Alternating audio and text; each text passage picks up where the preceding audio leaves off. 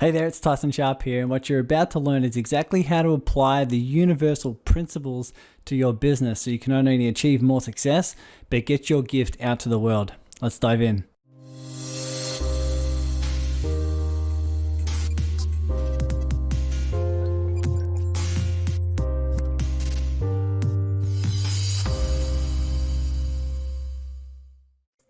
All right, ladies and gentlemen, welcome back. I've invited the one and only Damian Nordmann, and you guys know him from the Serving Circle, and you feel his energy, his enthusiasm for connecting, for business, for mindset, for metaphysics, all the cool stuff that we're all in on. And I thought, you know what, it'd be not only a good fit to talk about all the cool stuff, but to apply it to business as well, because we're all on our journey. We're all on the path of getting our gifts out to the world and all the challenges that bring. And anytime we can learn something new, something that's practical, something that's tangible, something that helps us shift something inward, it just allows our gifts to get out there into the world in a different way and in a bigger way, so we can create more impact. And if we can create a successful, profitable, and sustainable business as a byproduct of that, we're all about it. So Damian's here. I'm going to share everything about what he's learned in his time from studying everything in terms of metaphysics and mindset from the School of Metaphysics, everything like that. So Damian, welcome. How are you going, my friend? Oh, Tyson, I am doing fantastic. Thank you so much for having me on. I feel like this is going to be just a blast. And honestly, I think this is the first podcast interview that I'll be doing where I really feel ready. Like I did some previously where I just was still figuring out so much about like what I'm offering these days and like my identity, that this is like yours is like the first time I feel like, yeah, I'm ready. I'm Cool. fully present. Beautiful. Well, I'm glad to set the platform. Definitely glad to set the platform, because that's what we're here for. We're keen to dive in deep. But let me ask you, what makes you feel ready? Is it just where you're at? Is it what you've been doing? What makes you feel that way? Oh my gosh, it's been, man, can I curse on your show? Can I say what I want? Yeah, go for it. Okay. It's been a fucking crazy life journey. And I mean, just, I spent 22 years with an organization called the School of Metaphysics, which was like this amazing fever dream of like coolness and darkness and light. And then I went kind of through a depression for a few years. And then even after I kind of felt like I came out of the depression, even though I was getting better, more clear, it's just been kind of, when you're part of an organization for so long, it really becomes like part of your identity, especially this organization where it was like my whole lifestyle. And I think I've just been discovering on a whole new level my superpowers and what I'm offering to people in new ways, and taking old things and clarifying them and sort of taking them to another level. So it's been a lot of inner work, and like, you would agree, like meditation and various, talking to people and journaling and so many things to get here. I feel increasingly blessed and grateful for all the work I've done and all the people who've helped me, including you and like the Serving Circle, and just an infinite number of blessings and people. It's amazing. Awesome. Beautiful. That's good to hear. It's good to hear that you're sort of starting to see where the path's leading and feeling comfortable on the path where you're at. So I guess that's a good segue to lead into your story. How you got into all this. What was your role at the School of Metaphysics, and how it led you up to where you are now?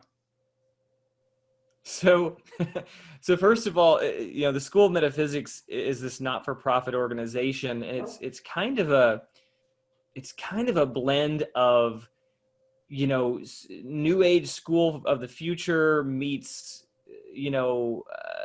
ancient teachings from the past meets sort of cult, like all these things, like all these kind of good and bad things. And I got started in it when I was 18, actually. And I was kind of just amazed that there were people teaching things like universal laws and meditation. And this is 1994, right? This is a while back, when a lot of these things were not nearly as mainstream as they are. I mean, even like yoga has become much more mainstream. We had a lot of yogic teachings woven into, you know, all the different stuff that we did with, whether it be dream work, whether it be concentration and focusing, you know. And so I got into it really because I was just kind of desperate for some higher truth, right? I knew that there was more than the Catholic Church, which I'd been grown up in, and other Christian churches. I knew there was more even to like science and philosophy and all of these teachings that I had dabbled in, and Eastern teachings, which I was big into martial arts as a kid. But I knew there was more. And so when I came to the School of Metaphysics, or maybe it found me, I was pretty amazed that there were people teaching things of such a deep nature and practices, and not like frou-frou-y stuff that's just out there. I mean, they were like, you're going to do these exercises, like you're going to do a 10-minute concentration exercise every day, or meditate for 30 minutes, or, you know, write your dreams down every day. So it was very disciplined. And so that was very powerful for me. And I actually learned how to heal myself physically of some ailments that had cropped up at that time.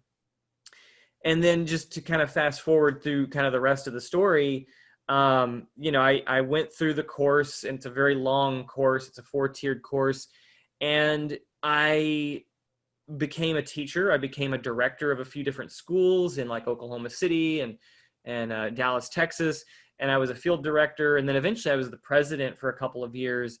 But I learned so much. It really set the foundation of service, and because that's so much of what we were about, and just how the mind works, and how the soul works, and the chakras, and, you know, really blending a lot of different teachings from, I mean, you know, everybody from the Dalai Lama to, I don't know if you probably have heard of like Paramahansa Yogananda and some of those guys. I mean, just like a lot of different teachings throughout the ages were kind of wrapped into that course. And it was very fulfilling until it wasn't. And then, you know, I kind of overstayed my welcome, so to speak, as we sometimes do. And that was really kind of when my depression started, and eventually realized I was like, man, I gotta go do really more what I'm here to do, which had kind of drifted away from that. So I know it's a really long-winded answer to your question, but. No, that's cool. Let me ask you this, because I'm interested. When you had this feeling like there's a deeper truth that I need to learn, there's got to be more to, you know, what the church is teaching, what I see in science. When you went to the School of Metaphysics, was it what you expected? Did you find those deeper truths? Did it feel like this is, you know, the answer that I'm looking for? Or was it something that, you know, you sort of discovered along the way? Yeah, I mean, so yes and no. Yeah, I mean, what you said, I remember in high school, before I started that course of study at the School of Metaphysics, I was actually telling people that I wanted to understand the underlying truth of the universe. Like, those were the words, those are the verbatim, the words that were coming out of my mouth. And I felt like when I found the School of Metaphysics, it definitely burst things open for me. I mean, there were so many things that I discovered, you know, having lucid dreams and some out-of-body experiences that I'd wanted to have prior to that. You know, it gave me some of that. It gave me some, you know, covering a lot of the holy works from, because I'd read some of the Bible, but we read the Bible, a lot of it, and we would like go really deep in interpreting it, much like you would a dream. And then we went on to like the Bhagavad Gita and the Tao Te Ching and the Dhammapada, you know, these Eastern holy works that have so much truth to them. So and then, you know, not just the knowledge, but the experiences I gained there of going beyond limitations and teaching people. And, you know, everything was, again, so much an applied study where we were very much kind of questioning each other. Like, what's my purpose? What's my ideal? What am I trying to achieve here? Am I growing? And some of the like past life work we would do and karmic work. So it answered a lot of my questions, but probably the more important thing is it taught me how to answer my own questions, which was really kind of the goal of the whole study, was to, we had this certificate at the fourth cycle of lessons called a doctorate of metaphysics, or homo doctus. And the whole idea was like, you're a learned thinker, right? And if you achieve that, then you can kind of be your own teacher. And whether or not that's entirely true for everybody who went through the course is debatable, but certainly I feel like that's, learning how to learn was one of the most important things I gained there, because now I can pick up a book, I can learn from a coach, I can, be in a group of people, I can give myself an experience, and it's much easier to extract or receive the growth and the learning. There's definitely a growth mindset, as a lot of people would say, that was produced there. Right. And so you left the School of Metaphysics, went through a depression. Give us just quickly a bit of a timeline of how that happened and where you are now. Yeah, it sort of started to happen while I was still there, because I knew that there was a part of me that knew that I had learned everything I could. I'd gone through the whole course of study, and really kind of my predecessors and teachers weren't changing, and I was kind of leading the way, and like had the biggest school branch, and we had opened up a new school in Fort Worth, and just was kind of like accomplishing a lot of amazing things. But I wanted them to change, and kind of the cardinal rule of School of Metaphysics is that you can only change yourself, right? Yeah. Which is like anybody who's into self-growth really kind of knows that. But because of my own karma, it's like I really wanted other people to change so that we could change the whole organization, and most people were not, and I got attached to that, and that led me to a series of years where I just kind of like got darker and darker and more resentful and regretful and angry, and until finally things kind of just broke down, and just like I had to go. So it kind of happened rather quickly. And then, it just took me a couple of years, like 2.5 years after that, a pretty intense assimilation, talking to a lot of people. I probably could have gone and gotten counseling, but I just ended up using like all my friends and like a bunch of other people, and talking their ears off and meditating and doing some writing. But it, just kind of asking myself, like, did I just waste 22 years of my life? I mean, it's like on one hand, I learned all this stuff, but on the other hand, it was like, oh, I got to start all over again, at age 40. And I mean, that can be, 40 itself can be kind of, it can be a bit of a mind fuck in a way, depending on where you're at.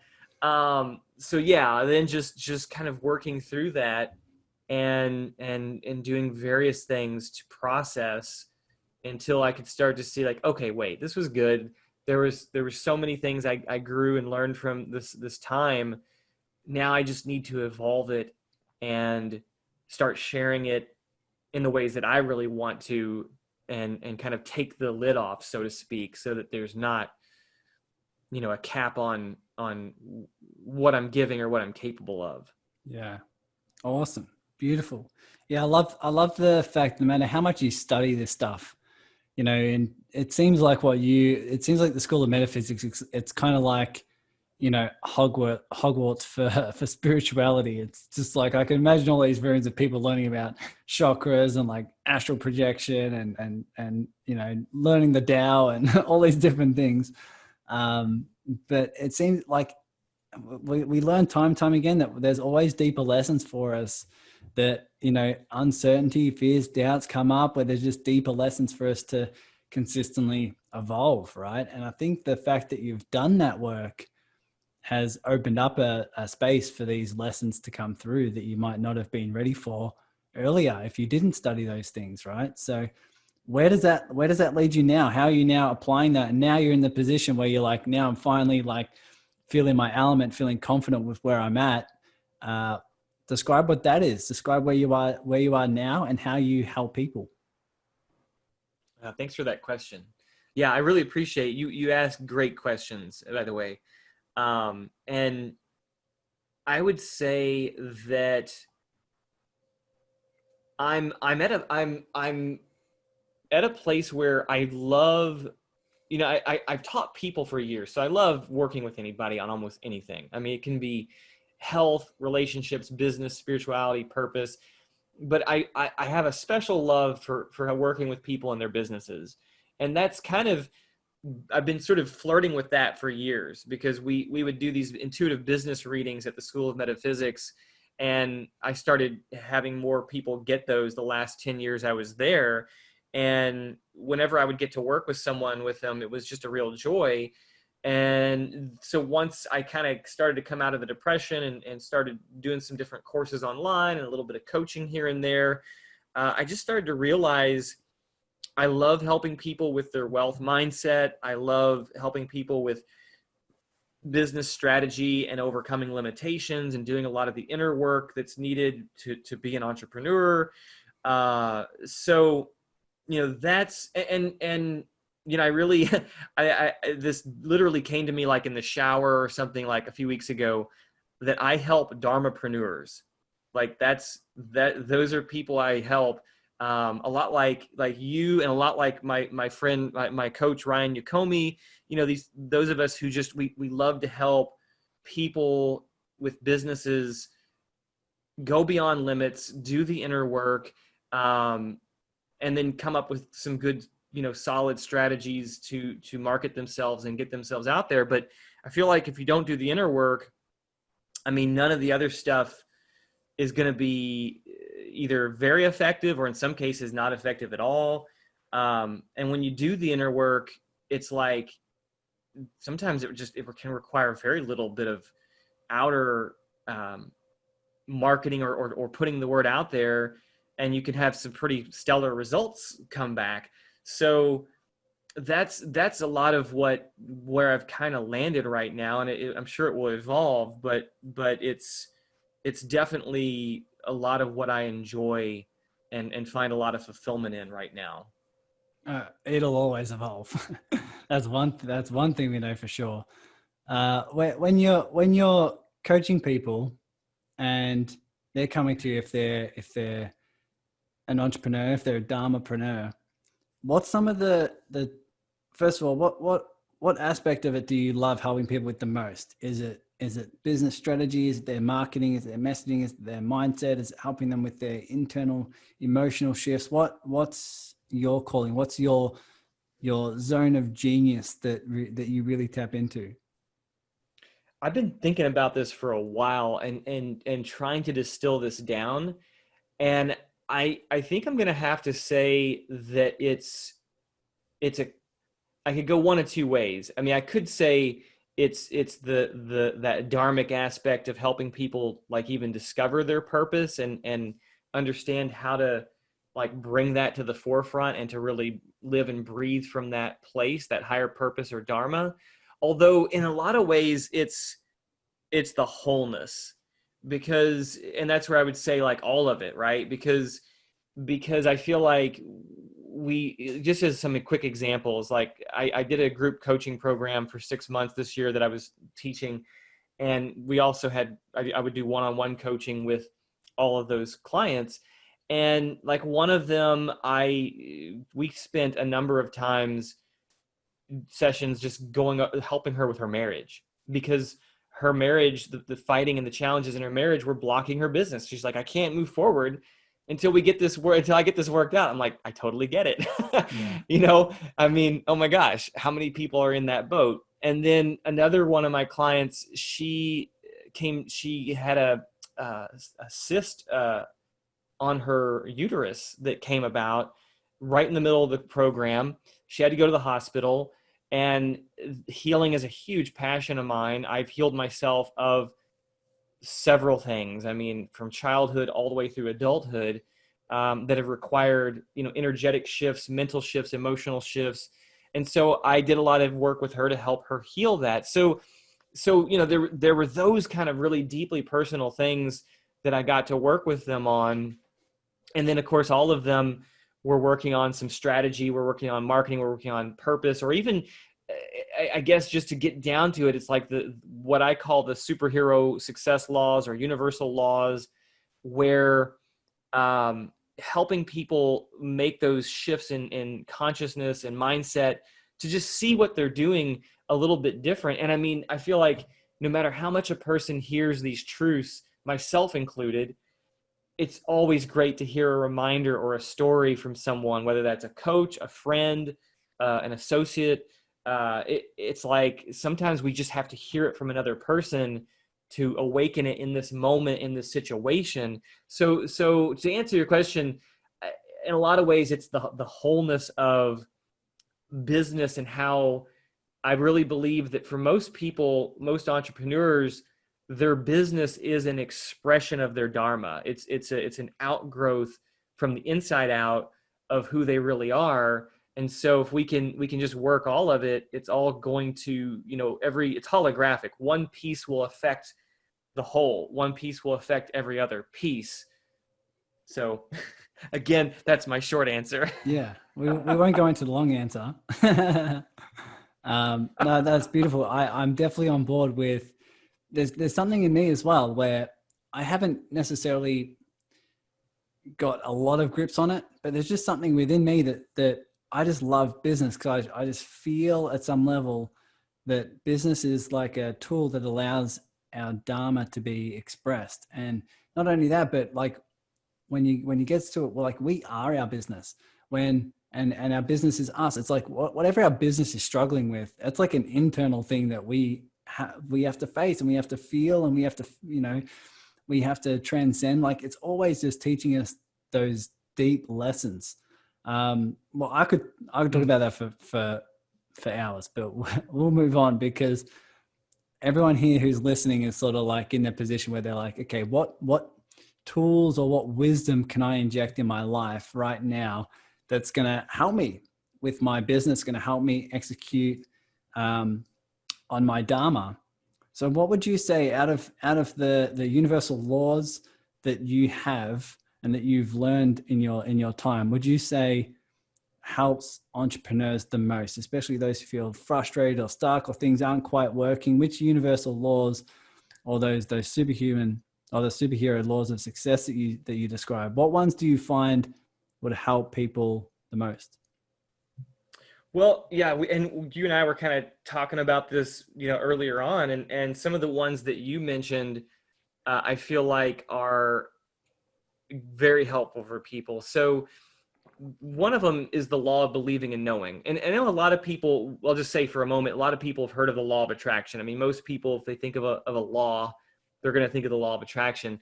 But the law of believing and knowing is really important, because it states that you have to believe something before you can know or experience it, right? It's kind of like we have to be able to have some level of conceptualization, some level of acceptance, some level of expectation that something can happen. And that can be if you want to become a millionaire, if you want to launch a business and be successful at that business, if you want to find the person of your dreams and marry that person, if you want to be able to heal yourself, if you want anything. But certainly in business, as a lot of entrepreneurs know, it's like there's a lot of doubt, there's a lot of fear, there can be anyway, and not knowing.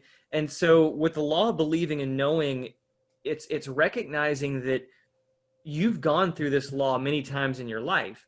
I always use the example of for people who know how to drive a car, right? There was a time when you were a little kid, you didn't know how to drive a car, but you watched all these adults around you doing it. You saw television shows, maybe you drove a go-kart or a toy car, and your belief got really strong because it's prevalent in our most of our societies, at least the Western societies, that you're going to learn how to do this, right? And it's not like eventually you just, you go through the motions, some people teach you a few basics and you get it. And it's like, okay, now I know how to drive a car, and you've done it so many times, nobody can convince you that you can't drive a car. And you could say this for, if you're a good cook, any different area of your life, where you've gained proficiency and or mastery, you have knowing or real understanding. But it started with a belief. And so to recognize that you've gone through this process of believing to knowing, believing to knowing all throughout your life. And so now if you initiate that process and say, okay, well, maybe I don't know how to get my business to this certain level yet, but what's something I can expect and believe in as a next step? And as I believe in that, and you reach that, oh, I did it. It's like, as your knowing increases, your beliefs raise. And as your beliefs raise, you can get to a whole new level of knowing. And then your beliefs raise again until you get in a cycle where everything gets easier and easier and easier. And that's, I think it just helps if a person can cognize it in that way and see the process of believing to knowing to understanding to mastery or proficiency. Beautiful. Yeah. I can imagine the listeners right now thinking, if this is what I want to achieve, this is what I want to master in my life, what's the next thing I need to believe?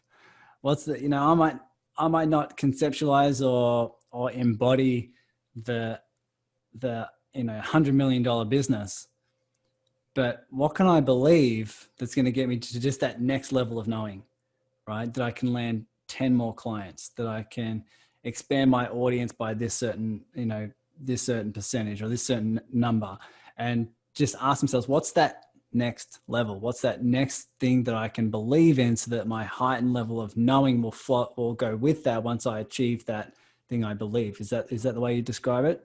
You're just exactly on, man. That's exactly it. That's exactly it. Yeah. And Beautiful. the knowing really is the knowing I'm talking about. You hit the nail on the head.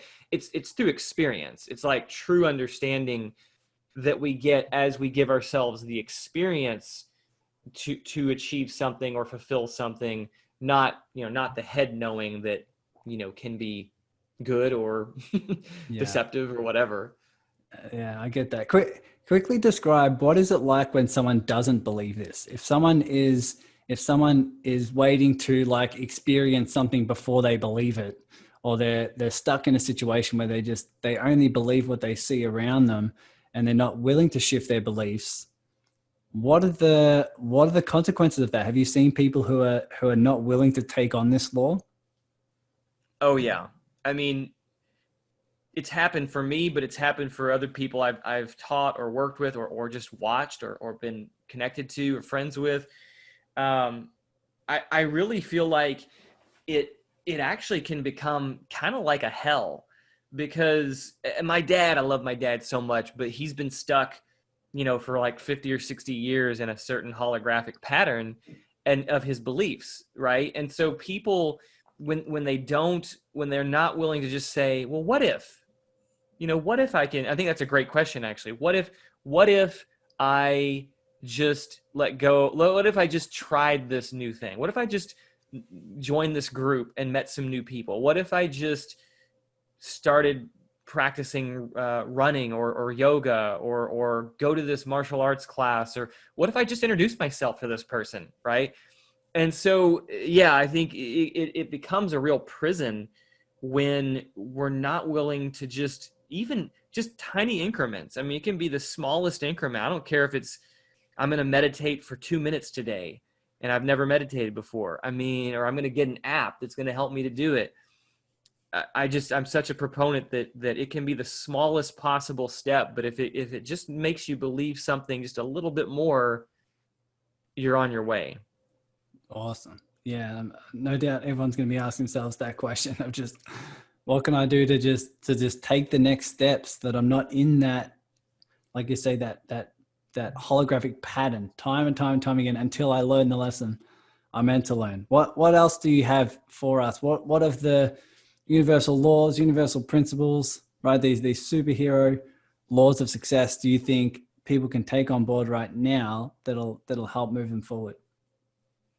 Well, you and I were talking a little bit earlier about the law of attraction, and just to give you my take on that, because that is a popular one. And unfortunately, there are a lot of misconceptions of that law, and some people think it's magic, and some people think it's what goes around comes around, and there's these different ideas. And I mean, really, quite simply, the thing that helped me, because I feel like I was even originally taught sort of a incorrect version of this law, and then I had to do a lot of research and unlearning and learning from different sources. But I think part of what makes this one challenging for people is that it's based on vibration. And by vibration, I mean the way most people understand vibration is emotion, feeling. But it's also based on thought too. So in some cases, some people have said you get what you think about, whether you like it or not, because if you're repeating certain thoughts, you're more likely to attract a situation to you. But then also, if you're feeling a certain way, you're also going to attract certain things. And so it's kind of like a difference between state and content, and they're both important. So like state is how you feel, content is what you're thinking about. So I'll just give like a couple quick examples. So this is where mindset comes in too, and growth mindset, and what traditionally was termed positive thinking. So if people, the difference between somebody who's imagining, let's say, like you use an example you use, like they want to grow their business, they want 5 more clients in their thing, or maybe like 5 new customers for their product. And if they're constantly thinking, oh, I can't do this, this is hard, this won't work, obviously that's pushing away what they want. And when you can really image and imagine and see in their mind's eye, yes, I'm going to serve these people, and this is how I'm going to do it, and it's going to be fun, and I'm going to really, here's the benefits people gain from what I give to them. So that's somewhat more of the thought, but then we're kind of already including the state, which is the vibration, because you want to feel good. You want to feel, I don't care if you're feeling a little bit better, like if you go from feeling, let's say, depressed or fearful about your business, which you got to be honest, right? There's a lot of self-honesty work.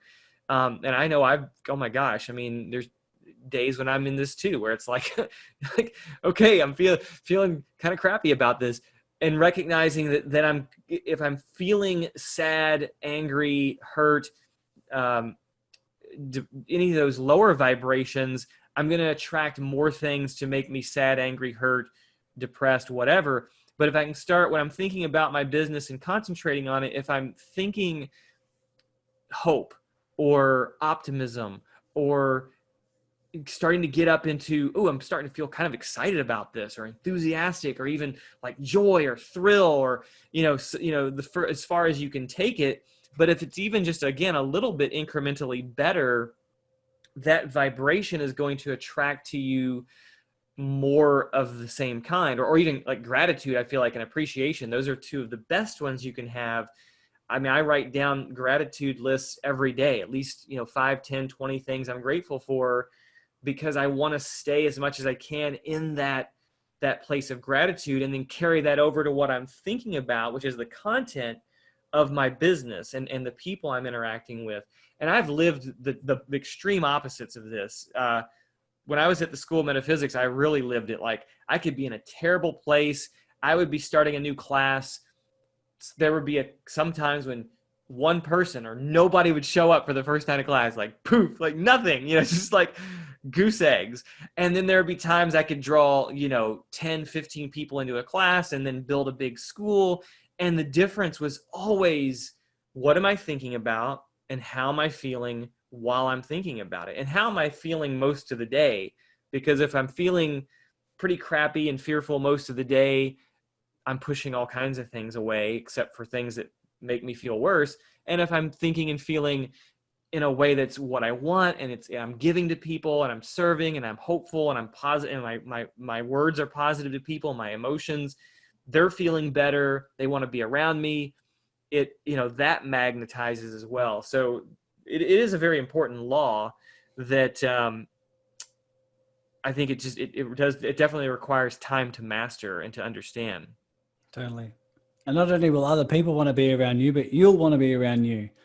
I think that's key. And if you're feeling a lot of area vibration, and you can feel generally like, what level of vibration am I at, and it doesn't take a whole lot of imagination to feel that you're going to attract that type of vibration. But let me ask you, this is a key question. I'm not too sure if you dive into deep into this into your work, but when I'm meditating and I have a lot of fears, doubts, and frustrations come up, I like to have them come up the way in which I heal a lot of those patterns is to have them come up and have them be there in my body. And a lot of people in the serving circle know this as well. But if I have fear, I allow that fear to be in my body, allow that, what you might call the vibration, to be there and the physical sensations to be there, but I don't resist it. I allow it to be there. I hold a loving, safe space for it. And through unconditional love, that pattern starts to transcend. Do you have anything to say on that in terms of area of vibration? Do people attract the vibration and emotions they feel, or is it even when they don't resist it, or is it when they resist it and feel that vibration that they attract that type of same?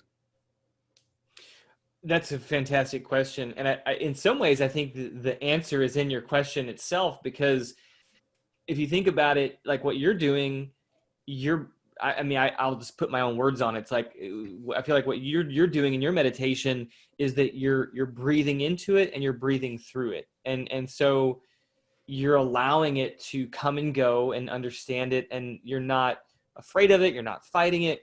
So it probably doesn't last as long as someone like, I know, gosh, I've stayed in resistant states, fighting my fear or fighting my regret or my resentment towards someone, and I would hold on to it for long time, and it would manifest. So I really believe, I kind of see in my mind's eye, like, we're awake for a certain number of hours per day, and you can kind of see that as like a timeline each day, and like a bar graph, like what percentage of the day am I allowing this feeling to persist.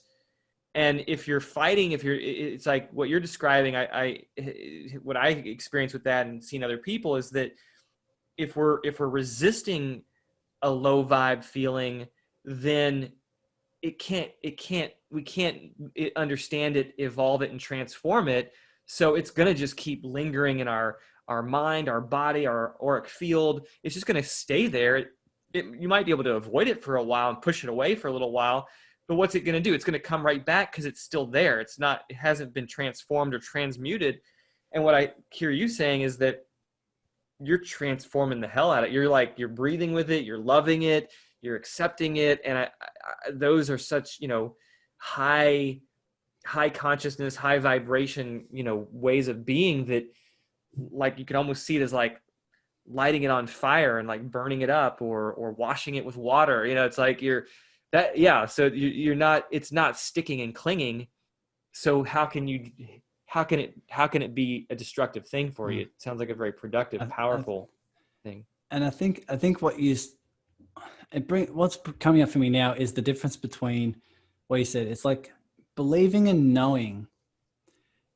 I think, do you believe at some level that we kind of attract what we know and what we live? Is that our vibration? Because I can feel fear and I can feel it physically and I can feel fear. But if I know that the fear is happening for a reason, or I know the fear is coming up for a lesson I'm meant to learn, or it's developing higher level opportunities that my mind can't see. If that's a knowing, I can feel fear and allow it to be there with the knowing that it's here for a reason. So it might not affect my vibration, even though I'm feeling the emotion. That's just what's coming up for me. Is there a difference between your vibration, like the level of state of knowing that something's happening? Because I know, like, for example, if someone feels loneliness, and if they're resisting loneliness, like, they're going to continue attracting it because there's a lesson they're meant to learn from it. But if they're feeling loneliness and they're like, I know I'm feeling lonely for a reason, I know I'm going on this path to because I need to know the polar opposite to get what I want, all these different things. Does that knowing of a deeper lesson impact your vibration to attract? Yeah, I think now I feel like we're getting into what I would call the law of evolution, and then also the law of embodiment, because the law of evolution states that we're growing all the time. Like, we internally, like, I really believe that I call it our evolutionary locus, like our I am, which is maybe even beyond our soul, right? Like the deepest part of who we are. And our soul is like, it's like we're always internally, there's this evolutionary process that's happening moment by moment, day by day, but we're not necessarily, and it's calling to us. I really believe it's calling to us to bring that growth all the way forward, which I think is part of what you're saying, where there's this great higher purpose we don't even know. And I'll just say it for myself. Like, I absorbed some pretty heavy duty stuff from my parents, right? Like, my dad had some low self-value, low self-worth, shame, anger and frustration that he passed on to me. And he wasn't abusive. I mean, he could get kind of emotionally kind of loud and angry sometimes, but it was mostly vibrationally and emotionally that these things were passed on to me.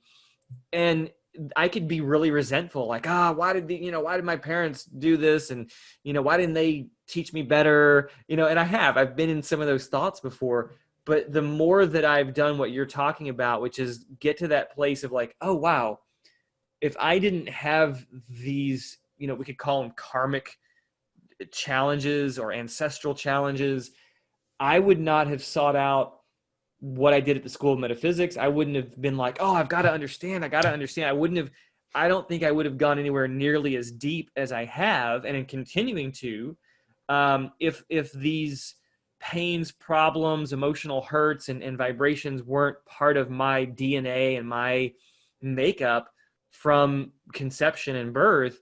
So, and I think what you're describing is so true, and that there is a deeper part of that law of attraction that's that soul and that evolutionary locus that's pulling us along as well.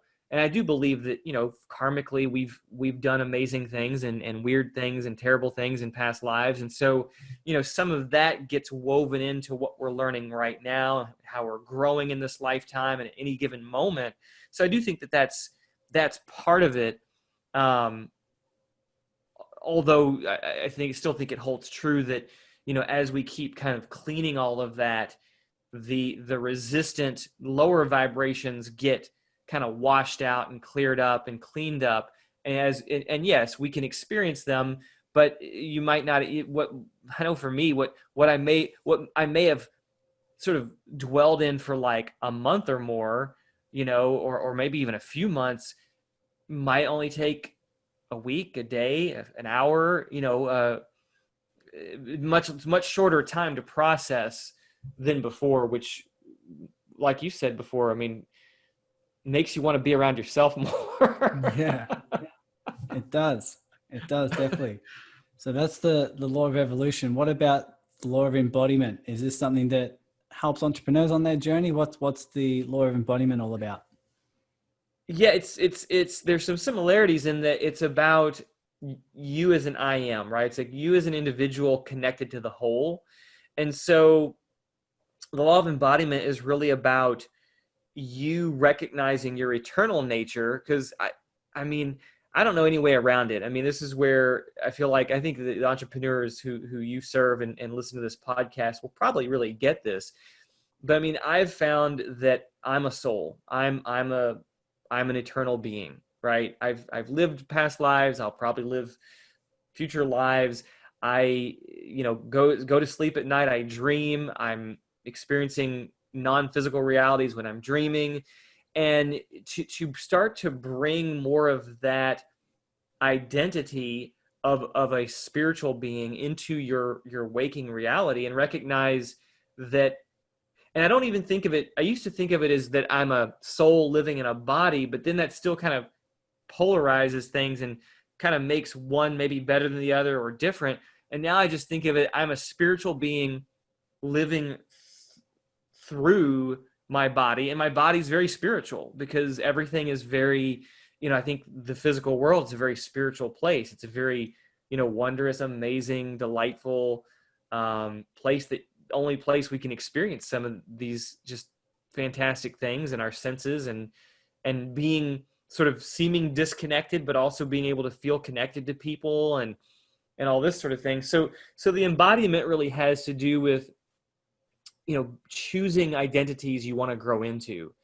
and choosing that if you want to be the most amazing entrepreneur, if you want to have a business that serves hundreds or thousands or millions of people, or just serves people in the certain way of depth that you want, like, you can embody that, you can become that, and you can fashion your identity around it.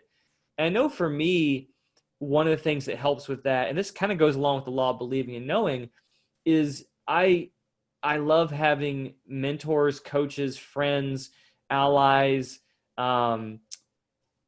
peers who I'm like you and like our friend Dan McPherson, and I can just name off like dozens of people who by being around other cool, badass people who are on this journey, it's like I'm transformed. And I really believe that's true for anyone who's I mean, even if you're not even aware of it, but I think if you're remotely aware of it, it just makes everything so much easier. And I think that's why you're seeing coaching groups and masterminds just popping up everywhere now, because I think it's the golden age of the coach and the golden age of spiritual entrepreneurialism and all this stuff.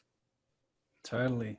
Yeah, I can definitely feel that. I feel like in this day and age, we're starting to consciously see the patterns of ego more and more, and the patterns of safety, the patterns of security, the patterns of, industries that we're conditioned to say you need to work here and work for this certain amount of time and retire at 65 and, sit on the beach for the rest of your life.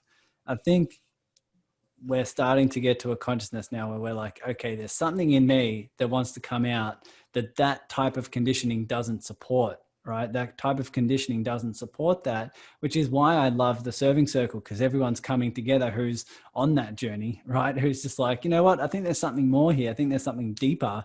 And of course, it's going to bring up all this fear and all this scarcity and all this lack that I feel within me. But they're the things that we need to transcend in order to, like you say, evolve into that version of us, evolve into that new identity that's capable of achieving that, right? And so let me ask you, has there been any times in your life where there's been a challenge where you've specifically applied these laws, especially the ones we've talked about? I know there's more, but the ones we've talked about here, has there been a moment where you've just applied that, you've remembered it, you just went for it, and it just started to transform, maybe inside or out? Oh my gosh. Many times. I'm trying to think of an example, but probably one of the best examples really was when I went through this depression that I described, because, I was really kind of embarrassed, because here I was, I'd done all this work for over 2 decades, and I was like, oh my gosh, I'm in this depression where I can barely do anything. I can barely think, and this went on, I mean, in and out of sort of a foggy, apathetic place, for really a whole year. It was just straight up bad, even though I was still, mostly functioning, but, still not really heading anywhere. And so during that time, I really had to draw upon all of these things. And I would say the law of believing and knowing was a huge one. Just having some faith that I've been through challenges before and I'm going to get through this one.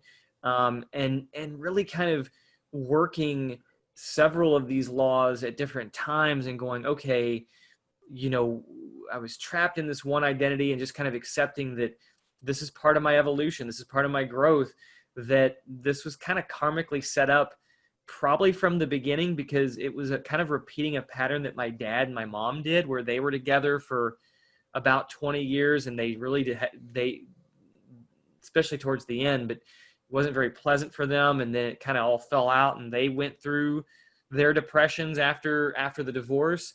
So I think that I had to come to some real, just honest recognition and being like, okay, I've evolved through other things, so I can evolve through this, no matter how bad it is and unpleasant it is, and looking for that looking for the growth, looking for what were the things I can eventually be grateful for this. And I think that can be true for, I think, anybody on an entrepreneurial journey, because you're going to have challenges, and to recognize that the growth, I mean, people sometimes throw that around like the journey is more important than a destination, right? And so that's true.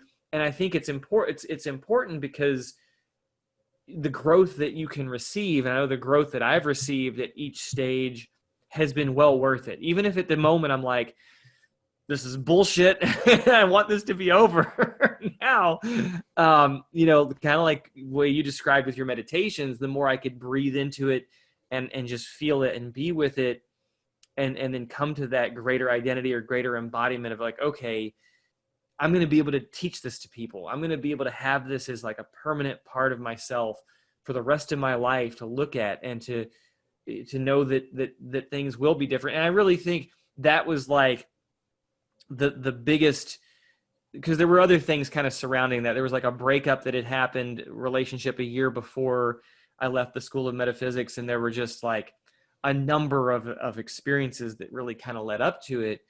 But I think to be able to just be present with these experiences, all the laws are there.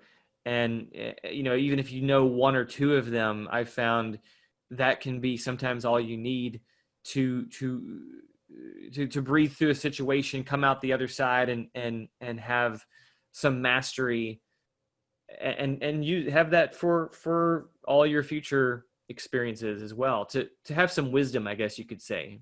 I think anyone who's, like you said, on the journey, facing whatever they're facing, at some level, when you sit down, you breathe, you feel this uncertainty, you feel this fear, you feel this like, holy shit, like this is happening.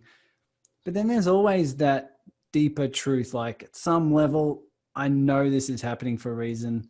I know I'm embodying this for a reason. I know it's going to help me grow so that I have more to give.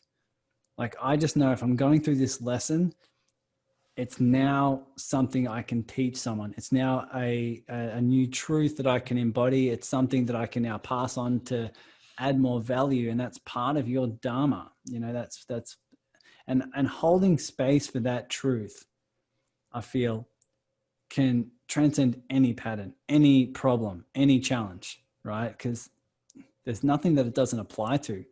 But before we finish up, I'd love to ask, is there any other laws that you want to mention, any other depth that you want to go into that would help an entrepreneur who right now might be in that challenge, in that problem, in that like, holy shit, I don't know what the hell's next. I don't know where to go or what to do.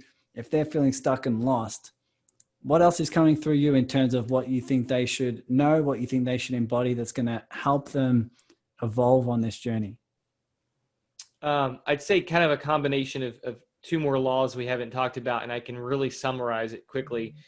One of them is the law of intuition, which basically just states that you have the answers inside of you, or you have the means in which to find them outside of you if you need to like get some kind of stimulation or help outside of you, but it still starts from within. And so I really do believe that, and I found it to be true over and over again, that we have this huge reserve of permanent understandings and connections and strings of connection linking us to all these other amazing people and geniuses, and that many we haven't even met yet, mentors and friends who can support us and open us up. So to look within, to meditate, to listen in whatever way you can, or try some kind of a practice, or just get still and write for a little while and see if something comes forward, which then leads into the law of clear perspective, because the law of clear perspective has to do with seeing things clearly and doing first things first, and the things that are most important first, which I found, comes down to like clarifying your values and your purpose for your life and your vision and your desires. Sometimes even just writing down, what do I want right now? Like write down a list, 10 or 20 things of if I just really could have certain things in my life, people, or certain financial income, or something with my business to be different, or just to feel better. Sometimes just writing it down and then speaking it out loud to yourself or to other people goes a long way. It's not always the ultimate cure, but it can be very powerful, and it can help a person, if they're stuck, to like just get out of whatever that stuckness is and start focusing somewhere that is more in alignment with what's really true to them, what they really desire, and what's really, bubbling up from the soul. Awesome. Man, I don't know any message that can be more powerful, right? It's just like we're all in this journey for a reason, and it's tapping into the sort of everything you're describing here. To me, seems like it's leading to us the truths that are beneath the surface, right? People living their surface lives and going along in a surface way of what we're basically taught. But then, especially when it comes to intuition, it's like knowing there's something deeper, knowing there's something that goes beyond what I see and what I'm taught in school and all those different things. There's just some deeper truths, some deeper lessons. And I'm glad you went on that journey to discover these truths, and that you had the courage to follow that intuition, because that's led you down a path that's obviously reached a lot of knowledge and a lot of wisdom that you're now passing on to people. So where can people find out more about you if they're going to learn more about these laws, apply them in their lives? Where can people find out more about you? Yeah, they can go to DamianNordmann.com. That's my website. That's a great place. And I'm actually going to have information on the new course that I'm doing in January. It's a group coaching program called Superhero Breakthrough Academy. So that'll actually be up probably by the time this airs. Information about that. And of course, people can find me on Facebook at Damian Nordmann, or Avatar Damian on Instagram. But DamianNordmann.com is the simple place that people can track me down.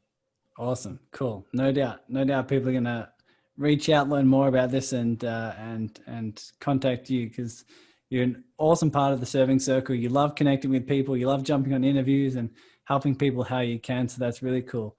Is there anything else that you want to add that's coming through that might offer some value, or that might feel like it'll make this interview feel complete? Yeah, I think just that we touched on it, but just to say, it goes along with the law of intuition, which is trust yourself.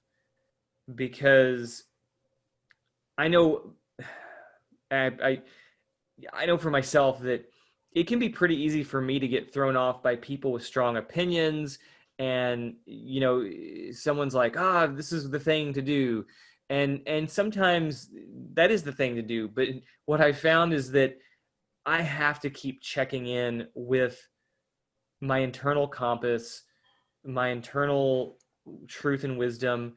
And sometimes I don't even like what I see, because sometimes it's telling me, dude, just like, you got to breathe through this for a while. And, you're going to have to go through a process before you're ready to